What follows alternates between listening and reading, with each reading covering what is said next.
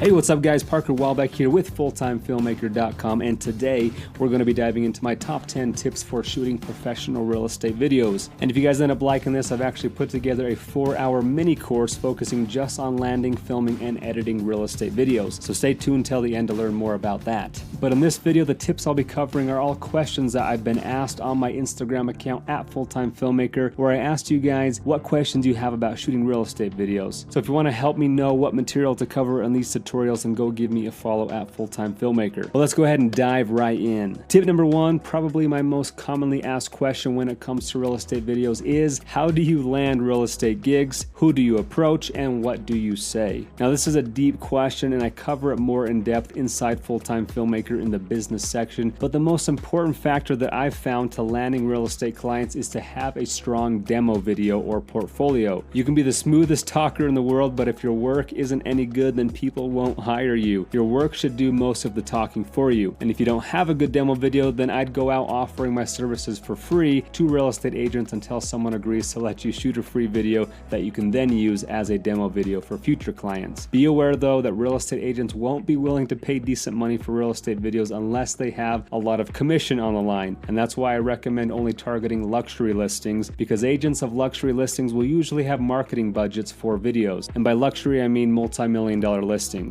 The smallest listings I've done are about $1 million, and I've done up to $11 million. So I personally would try and target homes in that range if I were you. Now, as far as the logistics of getting in contact with a real estate agent, go drive through a luxury neighborhood looking for sale signs and call the numbers of the agent on the signs. Or go online and look for luxury listings near you and contact the agent. But what should you say once you contact them? Well, I would tell them, I want to shoot a real estate video for you, send them your demo reel of your work, and then I'd recommend telling them what you normally charge, but then offering to do the first video for free or cheap to show them the value you can bring to their business. And what makes a good demo video, you may ask? We'll spend the majority of this video talking about just that. But I asked my real estate agent specifically, what do you look for when a videographer reaches out to you about shooting a video for you, besides obviously the quality of their work? And he said two big things that are important to him are being available and having a quick turnaround time. Now let's assume you've done a video for free, the agent loved it, and now they want to start hiring you to do more. The next big question I get is, well, how much do I charge? Now this depends on how long it will take you to shoot the house and what your time is worth based on your skill level. But just to give you an idea, most real estate videos I do take me about 4 to 5 hours to shoot, so I charge my half-day rate, which is about $1,000. Then it takes me another 4 to 5 hours to edit the video, for which I charge $500. Then add on the music license, a voiceover, and I'm usually around $1,800 to $2,000 for a basic real estate video. And I've actually built and created a budget calculator that comes with Full-Time Filmmaker that helps you determine your skill level so you can know how much your time is worth, then times that by how long the video will take to determine the price you should charge. So hopefully that gives you a good idea about pricing. Next question I get asked a lot is what pre-planning needs to be done. As soon as the agent reaches out about wanting me to shoot a house, we coordinate a date that works for both of us and the seller. Then I have him send me a picture of what the home looks like and which way it's facing to determine what time of day the light would look best, and also how big the home is to know how long it would take me to shoot. Then we'll schedule a time accordingly. That's about all the info I need going into the shoot. Then once I show up, I have the agent walk me through the house, letting me know things to feature in the video and what things to avoid featuring, and any other nearby amenities that he wants me to showcase as well. Then he or his assistant will go through the house, making sure all the lights are turned on, that the rooms look clean and presentable, and sometimes I'll even move things that look out of place or don't look good on camera, but 90% of the time the agent and or the seller has staged the home the way they like it. The next question I get asked most is, what is the minimum camera gear that I would need to shoot professionally? The cheapest possible setup that I can think of that I'd say you could get away with and still create professional looking images is something like a Canon SL2, a Tokina 11 to 16 millimeter, and a Flycam Red King and a DJI Mavic, totaling around $2,000 as a startup cost, which I know seems expensive, but you should be able to make that money back with just 1 or 2 real estate gigs. Here's a video shot by one of our Full-Time Filmmaker members, Josiah Begley, using the Canon SL2 and a Zoom Crane V2 stabilizer and the Mavic Air. This was his first real estate video ever, so that just goes to show how quickly you can create quality images without breaking the bank. Now, the reason I recommend Canon cameras is because they have great natural natural looking in-camera colors, so you won't have to spend so much time in post color correcting. And I recommend wide angle lenses so you can make the homes look bigger than they really are. I would say between 14 and 18 millimeter on a full frame lens is a good range to be in. Much wider and it looks too distorted, and much tighter and you can't see enough of the room. And I recommend using a 2.8 aperture lens because you'll often have low light rooms when shooting real estate, like in basements, and so to avoid having too much noise in your image, you'll want a lens that can stop down to 2.8. And yes, a drone for real estate is necessary. Maybe not for the smaller homes that don't have a very big budget, but for the well-paying luxury real estate gigs, agents are going to expect aerial footage. And in order to fly drones commercially, legally, make sure to get your Part 107, and I'll link to some great resources to help you do so quickly and easily. Now, as far as the camera gear that I use, I shoot my real estate videos with the 1DX Mark II, a Leica 12mm lens, which when shooting at 4K on the 1DX, it crops it to 1.35 times, making it around a 16mm. And for stabilizers, I use the Ronin S and GlideCam. Personally, for real estate, I like motorized gimbals better, and I use the Phantom 4 Pro Plus for my drone. But like I've mentioned, if you're just starting out, you can definitely get by with a cheaper setup if you know how to use your gear to its fullest potential. Which leads me to our next tip, and that is camera settings. Now, even though I deliver my final real estate videos in 1080p, and most real estate agents aren't going to need anything better than 1080p, I like to shoot my videos at 4K, but you can definitely get by with just shooting at 1080p. For the frame rate, I like to shoot at 60 frames per second because it helps further smooth out my camera movements. I keep my shutter speed at double my frame rate at 1/25. My ISO I keep as low as possible, and I just adjust my aperture according to how much light is available, but typically I find myself shooting around 2.8 to about 5.6. For my picture profile, I like to use a profile that gives me great and natural looking colors straight out of camera, and with any Canon camera you can get the same look that I do by creating a custom profile to standard with sharpness set to 0, contrast -2, saturation 0, and color tone 0.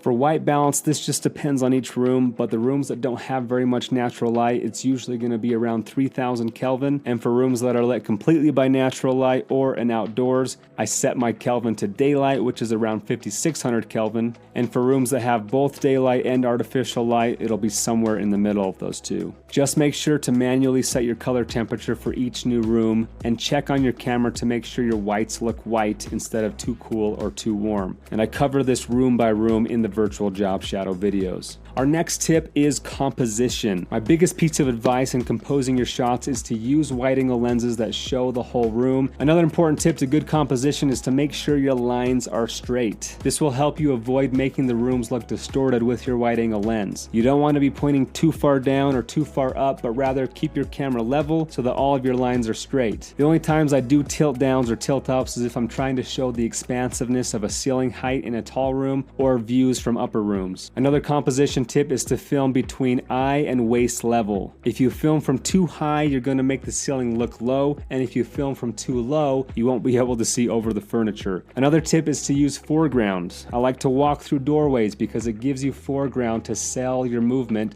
and make the rooms look bigger because you're shooting from outside of the room. Which brings me to another important composition tip, and that is to hug the walls while you're shooting to make the rooms look as big as possible. As it relates to aerial shots, try not to include neighbors' houses when possible, as it will make the property feel smaller. You really don't want to be too far away from the house unless you're showing off a great view or something near the house that the realtor wants to show off, like a lake or a mountain or something. But in general, you want to fill your whole frame with the house. And as another piece of composition, tip number 7 is focus. The big question I get is, how do I set my focus for real estate videos? If I'm using my 1DX Mark II with a lens that has autofocus, then I'll usually just use autofocus. Or in my case, because I use a manual lens, the Leica 12mm, I set the focus manually for each shot. I do this by finding the point in the room where the middle of my shot will be. I will then set the focus on the back wall or the center of my frame, or whatever I want the viewer to be focused on. Then I'll back up, push record, and then glide through the room, walking past that point of focus. So technically the shot isn't perfectly in focus the whole time, but it is for the main part of the shot. And when you're using wide angle lenses, guys, most most everything is in focus anyway, so you really have a lot of leeway to move forward and back and still have most everything in focus. So in short, use a wide angle lens and just make sure the room as a whole is in focus and you should be good. Tip number 8 is camera movement. I often get asked what are the best ground and drone movements to use in real estate. For the drone shots, I like to use the push-in shot looking straight on the front of the house for my intro clip, a pull out from the front or back of the house as the outro clip, and then I like to get a few parallax shots around the outside of the house. Then I'll usually grab a couple rise-ups while tilting down and at least one bird's eye view of the property looking straight down to show the property lines. For ground movements, I like to do mostly straight push-in shots because to me that feels the most natural from a storytelling point of view, as if I'm the buyer touring through the house, walking forward into each room because you don't walk backwards, so I recommend keeping all the shots moving forward. And like I mentioned, sometimes I'll add a little tilt here and there,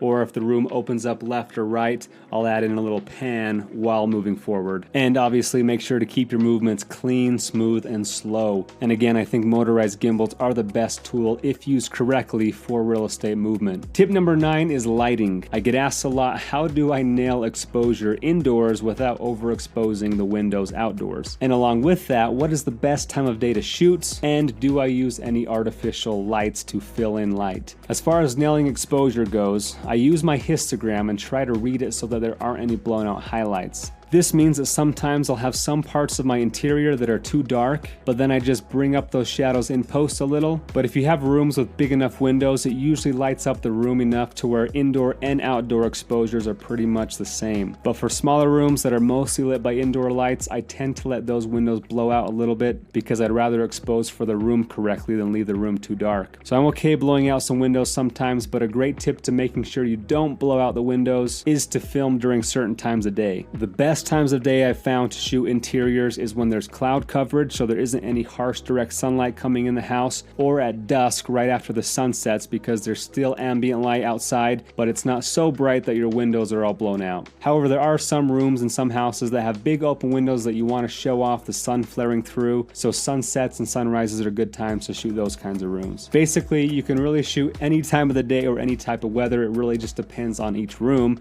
or each location of that room in that house. And sometimes I'll shoot the same room at different times of day and just take whichever lighting scenario looked better. And as far as using artificial lights, I've tried it before, but it's pretty time consuming to drag lights into each individual room. It will double or triple the amount of time it takes you to shoot the house if you light it correctly. And most sellers and agents don't want you there 2 to 3 times longer. So personally, I just use natural light. For shooting outdoors, sunrise, sunset, and dusk are typically the best times to shoot lighting wise. However, if the house is up against a mountain so there's no golden hour, or if there's a lot of trees that shade the house and yard, then it might look better to shoot midday so there's less shadows. Just kind of depends on the house's position and the surrounding landscapes. To put it simply, just do what looks best. And again, I'll usually shoot the exterior and interior at different times of day and then just take whichever lighting scenario looks best. And speaking of shooting at different times of day, our last and final tip number 10 is what order do you shoot in and how long does it take to shoot? Typically, I like to show up around the house around 4 or 5 p.m., shoot exterior for an hour or two, then go inside and shoot interior for an hour or two. And by that time, it's about golden hour. So I'll come back outside, shoot the exterior again for about a half hour during golden hour light, then run inside and grab any rooms that may have looked better with golden hour light. Then as the sun sets, I grab a few more interior shots in rooms that may look better during dusk. And then towards the end of dusk, as it starts getting pretty dark, I'll run outside and grab a few drone shots showing the house lit up if it has a lot of lights to show off. So it's really just a lot of back and forth, getting different rooms or different angles of exterior in different types of lighting just to give myself some options, and then using whichever shots look best. And then I'll usually wrap up the shoot around 9:30, making my whole shoot about 4 to 5 hours long. So that's it for my 10 tips. As a bonus tip, we'll cover more in depth in the next video. I had a lot of you asking questions about my editing process, like what the total length of the video should be. Should I use a voiceover or on-screen text? What order should I put the clips in? Where do you find real estate music and sound effects? How do you do transitions? What are your export settings? And so on. So if you want to learn my top 10 tips to into editing real estate videos, then you're going to have to join the all-new Real Estate Video Pro mini course. Also included in this mini course is an hour-long video showcasing my full editing process. I'll also provide you with the raw footage and a Premiere Pro project file for one of my real estate video projects, so you can get an inside look to see everything I do in the editing room. I also have 3 different virtual job shadow videos walking you through my whole process of shooting 3 different properties with 3 different stabilizers. I also share with you the top 10 mistakes that I see my students making in their real estate videos, and I'll provide several feedback videos showing me breakdown student real estate videos so that you can know what to improve. And I also give you 10 of my favorite real estate songs that I like to use and where you can license them to save you time on searching for music. And I also share with you my Ronin S gimbal settings and my favorite drone settings for smooth cinematic shots. And lastly, I throw in our Smooth Zoom Transition Premiere Pro preset pack. So if you'd like to up your real estate game, you can sign up today for this 4-hour mini course by clicking over here. And this mini course is also included inside the full course at fulltimefilmmaker.com. Link in the description to learn more about our ultimate online film school. Well, that's it, guys. Hope these tips were helpful for you. Don't forget to subscribe for more goodies. And if you have any further questions for me, please let me know.